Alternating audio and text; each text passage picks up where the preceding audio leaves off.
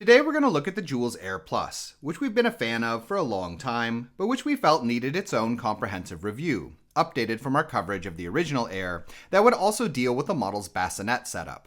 So let's get started then, going over the Aer Plus from top to bottom and examining its advantages and disadvantages in terms of child comfort, ease of use, performance, and mechanics, before ending with a discussion of whether we feel it's worth its price.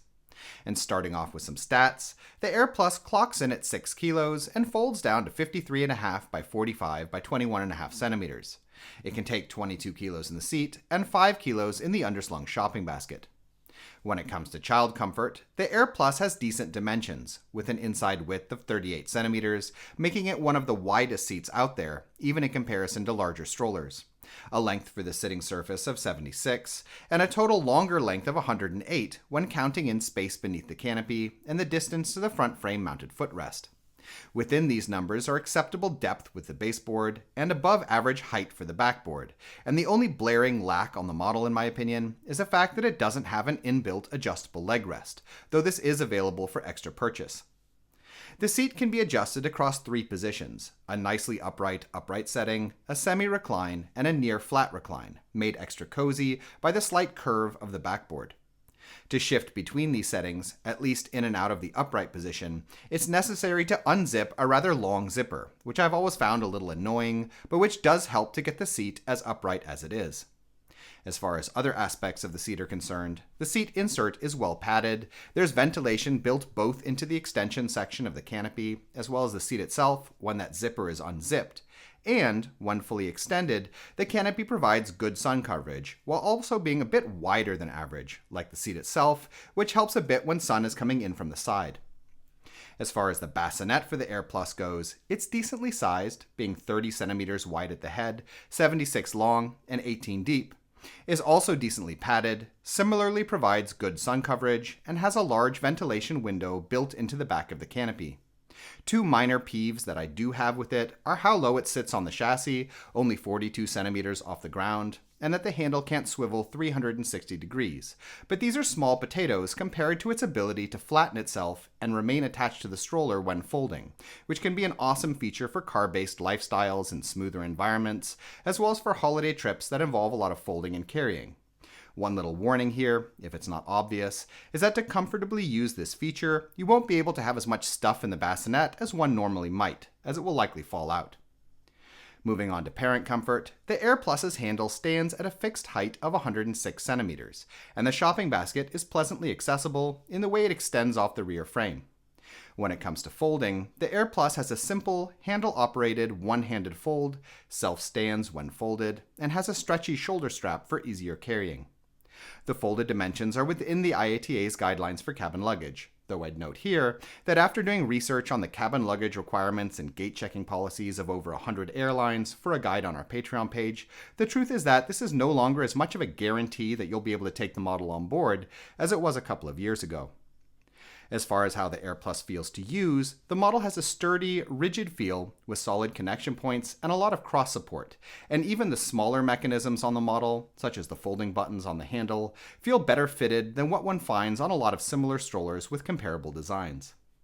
Looking at driving, the Aer Plus has average-sized wheels for an ultra-compact, 6 inches in the back and 5.1 in the front, as well as at least some degree of suspension, both on the front and rear frames. And as such, though the model is primarily made for smoother urban environments, it can at least handle a bit of stuff like broken sidewalks, finer grained gravel, and well-kept lawns, without either being too uncomfortable to drive or taking serious wear as a result. Alright, let's move on to the mechanics of the Aer Plus then, starting with the folding system and the general structure of the chassis, which uses a singular pair of locking points at these thick, rotating elements on the handle arms, that are released via a pair of wires running down from the buttons in the center of the handle, and that, when released, allow the rest of the chassis to pull itself together symmetrically via a variety of hinged points. This is a relatively common system among ultra-compacts at this point, and what sets apart the good from the bad, in my opinion, is how well the unlocking mechanisms have been built, the strength of the locking points on the handle arms, the sturdiness of the hinged connection points across the chassis, and having decent crossbars, all of which is done quite well on the Aer Plus, which actually has even more cross support, including welded bars, than most models out there. The original Aer, which is essentially the same in the design of its chassis as the Aer Plus, has been out for a few years at this point, and it's pretty rare in my experience to find issues with the model's folding system or elements of the overall chassis breaking as a result of wear. Moving down to the rear frame, the Aer Plus has a little suspension built in above the wheel housings that helps to some extent with shock absorption, provided the ground isn't too rough.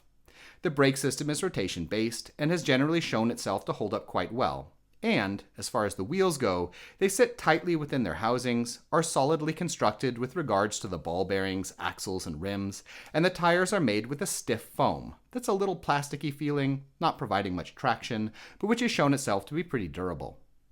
Looking lastly at the front frame, there's standard suspension built into the forks that also helps a little with shock absorption, and the model has decently built swivel locks that have shown themselves not to develop many problems in my experience with the original Aer. When it comes to how the front forks fit within the front housings, the connection is tight and intelligently designed, and I frankly haven't heard a single complaint about wobble problems with either iteration of the model.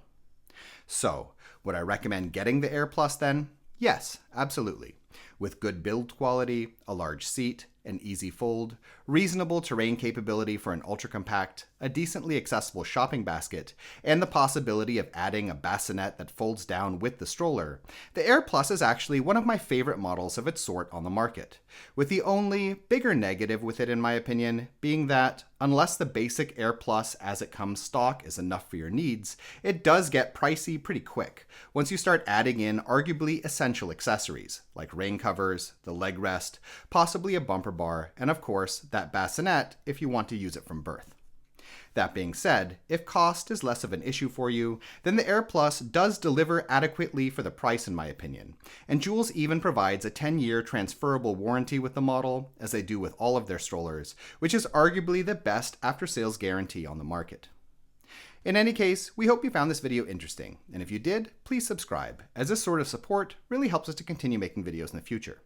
In addition, if you're currently shopping for a stroller, we have a buyer's guide on our Patreon page which lists a wide range of models that we recommend, with a lot of technical and lifestyle related information. You can find it by following the link in the description. Thank you.